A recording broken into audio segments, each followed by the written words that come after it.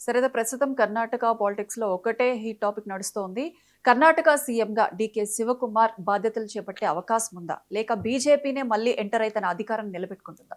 Yes అంటే ఇప్పుడు కర్ణాటక, ఇప్పుడు కాంగ్రెస్‌కి ఉన్న స్టేట్లు చూస్తే ప్రధానంగా 3 స్టేట్‌లో ఫుల్ ఫ్లెడ్జ్డ్‌గా ఉంది అలయన్స్‌లు పక్కన పెడితే. ఇప్పుడు ఈవెన్ కేరళలో కూడా అలయన్సే, తమిళనాడులో కూడా అలయన్స్‌లో ఉంది. కానీ ఇక్కడ తెలంగాణ, కర్ణాటక, హిమాచల్ ప్రదేశ్ ఇక్కడ పూర్తిగా అధికారంలో ఉంది కాంగ్రెస్. ఇప్పుడు అందులో ప్రధానమైన స్టేట్ ఏదంటే కర్ణాటక. మరి ఈ కర్ణాటకలో ఇప్పుడు ఒక యుద్ధం. ఏ యుద్ధం? సిద్ధరామయ్యకి, ఇటు DK deputy chief minister DK శివకుమార్‌కి ఒక యుద్ధం. ఇప్పటికి సిద్ధరామయ్య చీఫ్ మినిస్టర్గా 3 సంవత్సరాలు పూర్తి చేసుకోవడం జరిగింది. ఈవెన్ డీకే శివకుమార్ కూడా, నేను కూడా కాంగ్రెస్ని అధికారంలో తీసుకురావడంలో జైలుకి అయ్యి భరించి, ఈడీ కేసులు భరించి ఎంతో కష్టపడ్డాను. నాకు కూడా చీఫ్ మినిస్టర్ పోస్ట్ ఇవ్వండి, కనీసం లాస్ట్ 2 ఇయర్స్ అయినా ఇవ్వండి, 2.5 ఇయర్స్. కానీ అప్పుడు ఏదో చెప్పడం వల్ల ఆయన ఆగారు. ఇప్పుడు 3 ఇయర్స్ కంప్లీట్ అయిపోయింది సిద్ధరామయ్య గారికి.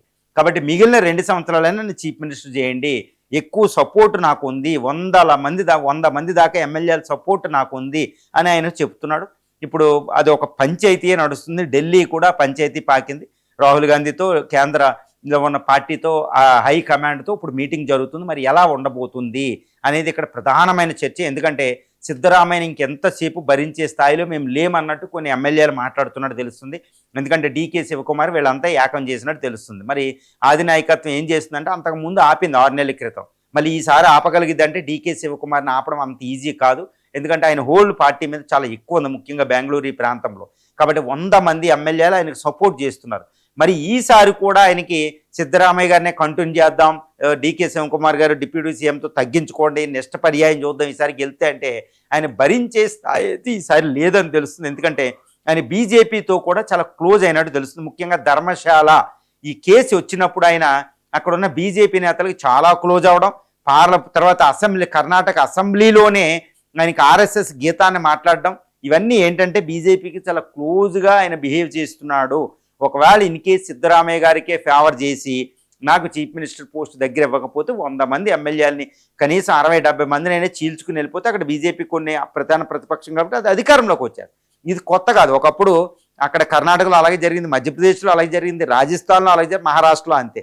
బీజేపీ ఏంటంటే పూర్తి స్థాయి మ్యాండేట్ రాకపోయినా పార్టీని చీల్చి అధికారంలో రావడంలో బీజేపీ చాలా దిట్ట. ముఖ్యంగా మోడీ షా అనేది వ్యూహం ఎప్పుడు అలాగే ఉంటుంది. కాబట్టి డీకే శివకుమార్కి చీఫ్ మినిస్టర్ పోస్ట్ ఇవ్వకపోతే కర్ణాటకలో ఆయన పార్టీని చీల్చి బీజేపీతో కలిసి ఆయన గవర్నమెంట్ ఫామ్ చేసే అవకాశాలు అక్కడ పుష్కలంగా కనిపిస్తున్నాయి. కాబట్టి ఆది నాయకత్వం, ఇప్పుడు కాంగ్రెస్ ఆది నాయకత్వం మల్లికార్జున ఖర్గే, అదే స్టేట్కి సంబంధించిన మల్లికార్జున ఖర్గే, రాహుల్ గాంధీ గారు తలలా పట్టుకుని కూర్చున్నారు, ఎలా శాంతింపజేయాలి. మరి ఈయన ఒకవేళ డీకే శివకుమార్ని చీఫ్ మినిస్టర్ చేసి మరి సిద్ధరామయ్య కూడా అదే పని చేసి బీజేపీతో కలిస్తే మళ్ళీ అది, అందువల్ల ఎటు చూసినా పెద్ద ప్రమాదంగా ఉంది. కాబట్టి ఎవరో ఒకరిని శాంతింపజేయడం అనేది కాంగ్రెస్కి చాలా అత్యవసరం.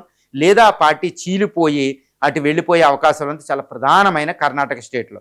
కాబట్టి ఇలాంటి ఇప్పుడు ఈ పరిస్థితిని కాంగ్రెస్ ఎలా పరిష్కరిస్తుంది అనేది అందరూ తలలు పట్టుకునే సమస్య. కానీ ఇటు సిద్ధరామయ్య, డీకే శివకుమార్ ఇద్దరు ప్రధానంగా నాకు చీఫ్ మినిస్టర్ నాకే ఉండాలని ఉన్నారు. ఎవరో ఒకరిని శాంతింపజేసే ఉంటేనే, లేదా కాంగ్రెస్ చీలిపోయి బీజేపీ అధికారంలోకి వచ్చే అవకాశాలు అయితే మన కర్ణాటకలో పుష్కలంగా కనిపిస్తున్నాయి.